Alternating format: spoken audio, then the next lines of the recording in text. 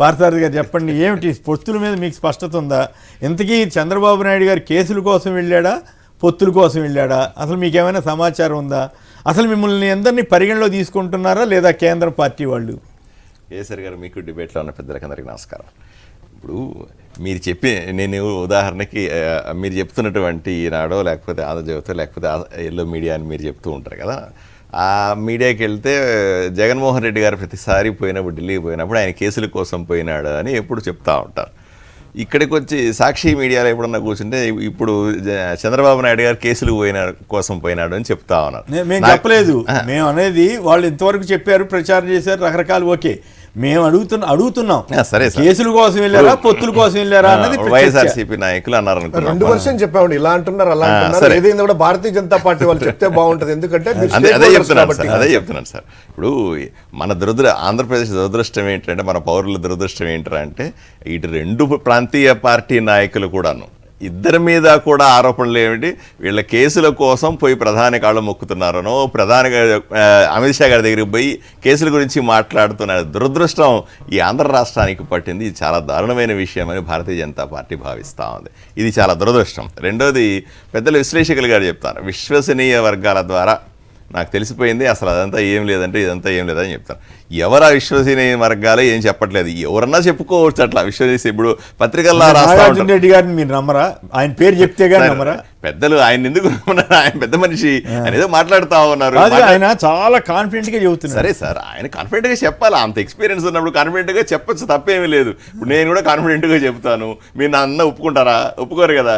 ఎవరి విషయాన్ని బట్టి, ఎవరి అట్లాగా సార్, ఎవరి వర్షన్ వాళ్ళకుంటుంది అంట. చెప్పే విషయం బట్టి ఏదైనా సరే. ఇప్పుడు అక్కడ అమిత్ షా గారితో చంద్రబాబు నాయుడు గారికి 1-to-1 సమావేశం జరిగింది. అక్కడ ఎవరు లేరన్న మాట వాస్తవం. మళ్ళీ ఆ విశ్వసనీయ వర్గాలకి ఎలా తెలిసిపోయిందో పడుతున్నారు. మీరు ఆంధ్రప్రదేశ్ చూడలేదా? అమిత్ షా గారే బతిమలాడుతున్నట్లు మనకి తప్పట్లేదు, ఏదో ఏడుస్తున్నారు వాళ్ళు, మన ఎన్డీఏలో చేరక తప్పట్లేదు, తప్పదేమో అని చంద్రబాబు గారు అన్నట్టు, రాష్ట్రం కోసం చేరాలని అనుకుంటున్నట్లు ఈ వార్తలన్నీ వచ్చినాయి. ఆంధ్రజ్యోతిలో వచ్చింది, మీరు గమనించలేదేమో. అంటే ఆంధ్రజ్యోతిలో వచ్చిందంటే వాళ్ళిద్దరు కూర్చుని వండి రాసిందే కదా చంద్రబాబు గారు, రాధాకృష్ణ గారు కలిసి. ఎవరి వార్తలు వాళ్ళు బ్రహ్మాండంగా రాసుకుంటున్నారు, ఎవరి వార్తలు వాళ్ళు బ్రహ్మాండంగా చెప్పుకుంటున్నారు. దానికి భారతీయ జనతా పార్టీలు జరుగుతున్న పరిణామాలకి ఎటువంటి సంబంధం లేదు. అదే ఏ పరిణామం జరిగిందనేది చెప్పరాదా సార్? 100% సార్. ఇప్పుడు ఒకటి సార్, భారతీయ జనతా పార్టీ రాజకీయ పార్టీ. మేమేమి ఇంకో సంస్థ నడుపుతలేము, వాలంటరీ ఆర్గనైజేషన్ కాదు. మేము మాకు సంబంధించిన రాజకీయాలు చేస్తాం. మేము ఎవరితో పొత్తులో ఉండాలి, ఎవరితో పొత్తులో ఉండకూడదని సుదీర్ఘంగా ఆలోచన చేసి రాజకీయ వ్యూహాన్ని పన్నుతాం. దాంట్లో ఎవరు వస్తారో ఎవరు పోతారని. రెండోది, విశ్లేషకులు గారు చెప్పిన దాన్ని ఇంకొక విషయాన్ని నేను సీరియస్గా తీసుకోవాలి. జగన్మోహన్ రెడ్డి గారితో బ్రహ్మాండమైన సంబంధాలు ఉన్నాయి. ఆయన వదిలేసుకొని అసలు చంద్రబాబు నాయుడుతో పోయే అవకాశం లేదు, ఇంకో పార్టీని పెట్టుకునే అవకాశం లేదు. అయ్యా, జగన్మోహన్ రెడ్డి గారు ముఖ్యమంత్రిగా కేంద్ర ప్రభుత్వం, ప్రధాని గారు గౌరవిస్తారు. భారతీయ జనతా పార్టీ పెద్దలు, ఇప్పుడు నేను కూడా జగన్మోహన్ రెడ్డి గారు అంటున్నాను, ఎందుకంటే మనకందరికీ ముఖ్యమంత్రి ఆయన.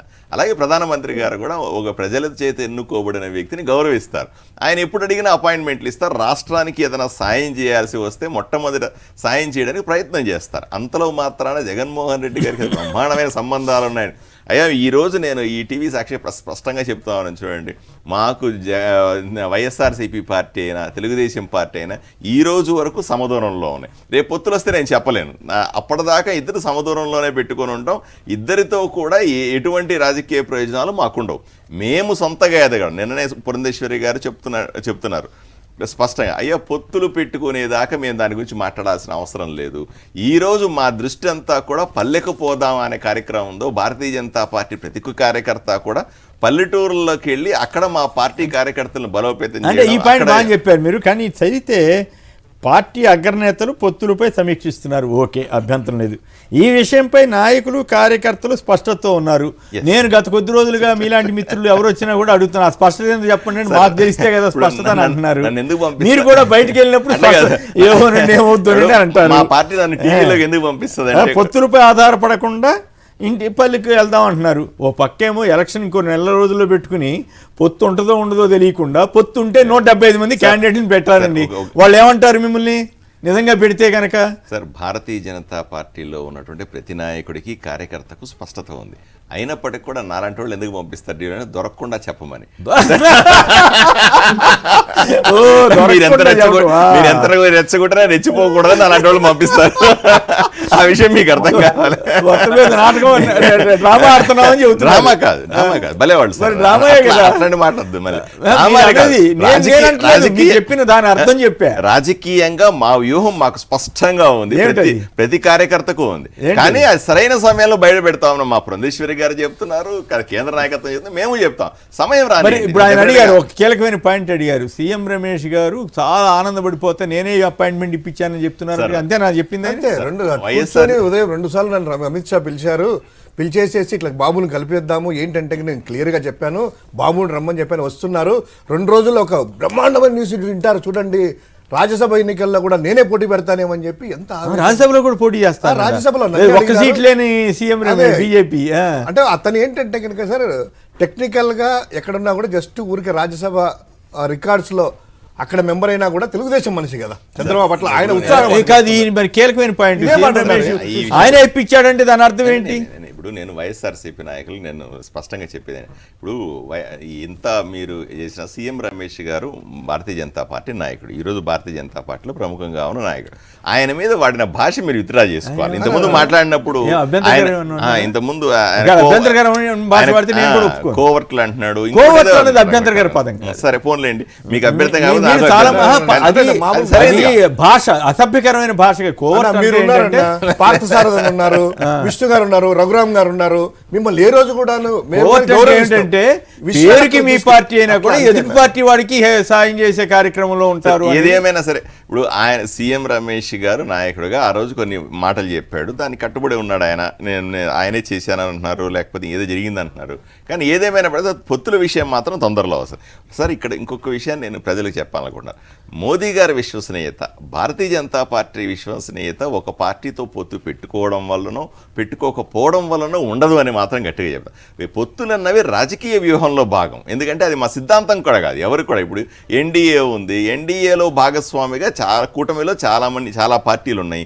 మేము రాబోయే ఎన్నికల్లో 404 సీట్లు, ఇంతకుముందు రికార్డు 403 సీట్లు ఎప్పుడో ఉంది అంటే దాన్ని అప్పుడు రాజీవ్ గాంధీ ఇందిరాగాంధీ చనిపోయినప్పుడు 403 ఉంటే 404 టార్గెట్ పెట్టుకొని ఏదో విధంగా దాన్ని సాధించి ఇండియాలోనే పెద్ద టార్గెట్ సాధించి భారత్ని గొప్పగా చేయాలనే ఆలోచనతో మేమున్నాం. దాంట్లో ఆ వ్యూహంలో భాగంగా కలిసి వచ్చేటువంటి ఆలోచనలు సరిపోయేటువంటి భాగస్వాములందరినీ కూడా తీసుకున్నా, కొంతమంది వెళ్ళిపోయిన వాళ్ళని కూడా తీసుకుంటామని అమిత్ షా గారు ఇప్పుడే చెప్పారు. అందులో భాగంగా అన్ని పార్టీలతో చర్చలు జరుగుతాయి. దాని దృష్టి అది ఎన్నికల వ్యూహం మాత్రమే. దానికి మా పార్టీ సిద్ధాంతాలకు సంబంధం లేదు, దానికి భారతీయ జనతా పార్టీ నరేంద్ర మోదీ విశ్వసనీయతకు సంబంధం లేదు. నరేంద్ర మోదీ గారి విశ్వసనీయతను దెబ్బతీసే అంశం భారతదేశంలో అసలు ఎక్కడా లేదన్న విషయాన్ని గుర్తుపెట్టుకోవాలి.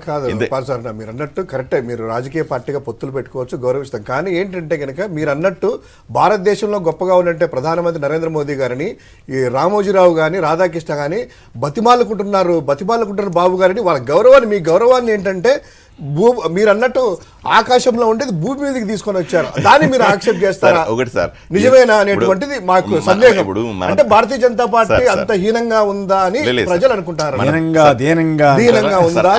ఆంధ్రప్రదేశ్ లో మన దురదృష్టం ఏంటంటే పత్రికలు, ఛానళ్లు, 2 పార్టీలకు 2 ఛానళ్లు, పత్రికలు దురదృష్టం.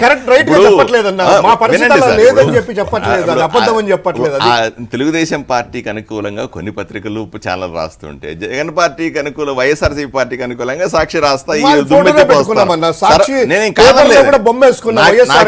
నాకు ఎటువంటి అభ్యంతరం లేదు, కూర్చున్నది కూడా ఈ టీవీలో నా క్లారిటీ ఉంది సార్. అయినప్పటికీ కూడా నేను చెప్పేది ఏంటంటే మీ వర్షన్ మీరు చెప్తారు, అలాగే వాళ్ళ వర్షన్. మీరు జగన్మోహన్ గారిని ఏమన్నా అంటే ఒప్పుకోండి, జగన్మోహన్ రెడ్డి గారిని ఏమన్నా అంటే ఒప్పుకుంటారు, మీరు పొగుడుతూ ఉంటారు. భారతీయ జనతా పార్టీ ఇస్తాము సార్. ప్రధానమంత్రిని గౌరవించకపోతే